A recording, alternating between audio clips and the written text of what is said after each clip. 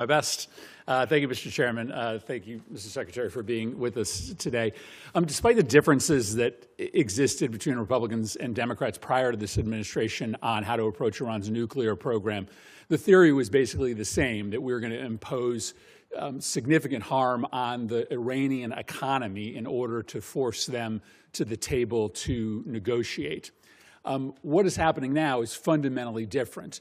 This war and the administration's decision to blockade has now held the entire world economy and the U.S. economy hostage to the ability to negotiate an agreement with Iran. This is why the entire country is seized by the question of when there will be an agreement, because apparently until there is an agreement, the Strait of Hormuz remains closed. There is a cost to the Iranian economy, but now there is a devastating cost to the U.S. economy. It has been indecipherable, the information coming from the administration, especially in the past several weeks, as we get signals that a deal is imminent. The president said yesterday he's bored by the negotiations. He doesn't care whether we get a deal. I think it's really important for us to understand what your bottom lines are, what you're asking for in this negotiation, what commitments you need Iran to make in order for you to release the blockade, and we hope for them to release the blockade as well. So give us a little insight into what your bottom lines are, what is going to get the Strait reopened, because this is kind of the only question that matters for American consumers right now. And every day we get wildly different signals from the president as to whether he even is engaged in this question as to whether the Strait is going to reopen. This is the first real pressure point in the exchange. Merkley is not asking for a slogan. He is asking for a roadmap. What are the bottom lines, what gets resolved first, and what exact move reopens the Strait? That is why the wildly different signals line matters. In a crisis like this, mixed messaging is not a small political problem. It hits market confidence, ally confidence, and public confidence all at once. If the message coming out of the White House swings between a deal is close and the president is bored, then every threat starts sounding less credible and every promise starts sounding less real. Merkley is trying to pin that contradiction down on camera before Rubio can move past it with broad language. For the avatar, this is the moment to tell the audience exactly what they just watched, a senator forcing the administration to explain whether it has a plan or just a posture. Yeah, I think your question gets right to the heart of the matter. So I think it's a good question. Let me first bifurcate two things. The only reason there's a blockade, the only reason why there's a U.S. blockade is because Iran has closed they're firing on commercial ships, and they've mined large segments of Hormuz, international waters. And so the blockade is only against Iranian ships. And it's very simple. The notion is if no one's ships are going to get out, then Iran's ships aren't going to get out either. We can't live in a world in which they get to close the straits and tell everybody, pay us a toll or we'll blow you up, but their ships get to go out unfettered. So that's the reason why there's a blockade. There wouldn't have been a blockade if Iran had agreed to do what they said they would do when the ceasefire kicked in, which is they were going to open the straits.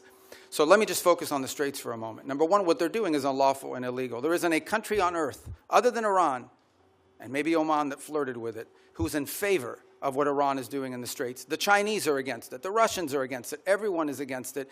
The whole world is against it. So condition number one is they have to reopen the straits. And reopening the straits means the following. Ships can sail through international waters the way they can do through other choke points around the world without being fired upon, without paying a toll. That's condition number one. But the strait is closed because of our decision to invade Iran. This is a consequence of our military action. So I guess I'm not interested in litigating that question. We all know why the strait is closed, because you took military action against Iran, and we knew ahead of time that that would be their likely response. The question is, how are we going to get it reopened? Are you going to drive a bargain that is so tough and so hard that the strait remains closed? So how are we going to get it open? The first thing, that is a predicate to anything else happening. The straits have to be reopened. So the way to think about it is this. If Iran wants to be able to move its oil again, through the strait, they will have to reopen the straits. If they refuse to do so, then we have other options available to us, but we would prefer to negotiate the opening of this, which means tell us about the negotiations. What do you need from them in order to get the strait reopened? We need the strait reopened tomorrow. That might be the bluntest line in the whole hearing. Murphy strips away the long diplomatic framing and drags the timeline back to reality. Not next month. Not after an extended process. Tomorrow. That is a serious escalation in tone because it turns the debate from strategy to urgency. Once commercial ships stop moving, the fallout does not wait for a clean policy rollout. Shipping freezes. Insurance costs spike. Energy markets react. Governments start planning for disruption instead of recovery. Murphy's point is simple and brutal. If the administration is going to tie an immediate shipping emergency to a broader set of demands, then the cost of delay gets paid long before any second-stage agreement is even on paper. This is a strong avatar beat because viewers instantly understand the stakes when the clock gets that short. It tells them this is not a normal committee back and forth. It is a countdown argument.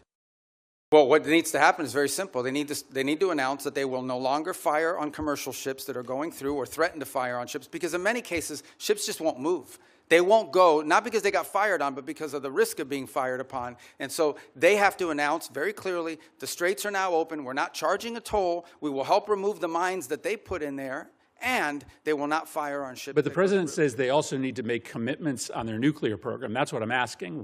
Oh, I see what you're saying. What commitments do they need to make in order for the strait to be reopened? Well, the second thing they have to agree to as part of this is, so in addition to the straits, that's the predicate that opens the door to phase 2. And this is the reveal. Rubio is telling the committee that reopening the strait is not the end of the crisis. It is the entry point to a larger negotiation. That one line changes the whole structure of the argument. Phase 1 is maritime access. Phase 2 is uranium, enrichment, sanctions, compliance, and a timeline Rubio himself says could run 30, 60, 90 days. That is why Murphy keeps pushing so hard.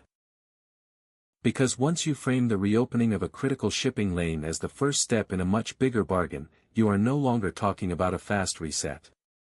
You are talking about using an immediate crisis to force a broader settlement. That can look like leverage to supporters. It can look like dangerous delay to critics. And for viewers, this is the moment where Rubio finally says out loud what the administration sequencing appears to be. Reopen first, then negotiate the heavier nuclear terms after that door is open. Phase 2 is they have to commit to very specific negotiations on highly enriched, the disposition of the highly enriched uranium that still is buried deep in a mountain somewhere. They have to agree on negotiating severe and long-term limitations and or cancellation of enrichment activity in their country. In the second phase of negotiations. Well, obviously these are highly technical matters, so I don't think you could work those out in 5 days. That would require a team of experts to meet over a 30, 60, 90-day period and work out the details. But they have to commit to their willingness to do that. For example, they have to commit to say, we will dispose of the enriched uranium, and the question now is, what are the mechanisms by which we do so? That can be negotiated. Final question. In order to get to that second phase, are you willing to release sanctions or release frozen money that the United States is withholding from Iran? Right now, everything that's been discussed with them is that any sanctions relief, now remember, sanctions come, there's international sanctions, there's congressional sanctions, there's executive sanctions, so some we can release and some we cannot. But any sanctions relief is condition-based, which means it has to be in return for the reason why those sanctions were put in place in the first place, which is their nuclear program. So yeah, look, Iran is being sanctioned because they enrich uranium. Iran is being sanctioned because they've highly enriched uranium. Iran is being sanctioned because of their nuclear activities. If they agree to give up those things, there will be sanctions relief associated with their commitment and compliance with those agreements. But you will not give sanctions relief just in exchange for reopening the strait? No, that's not been discussed.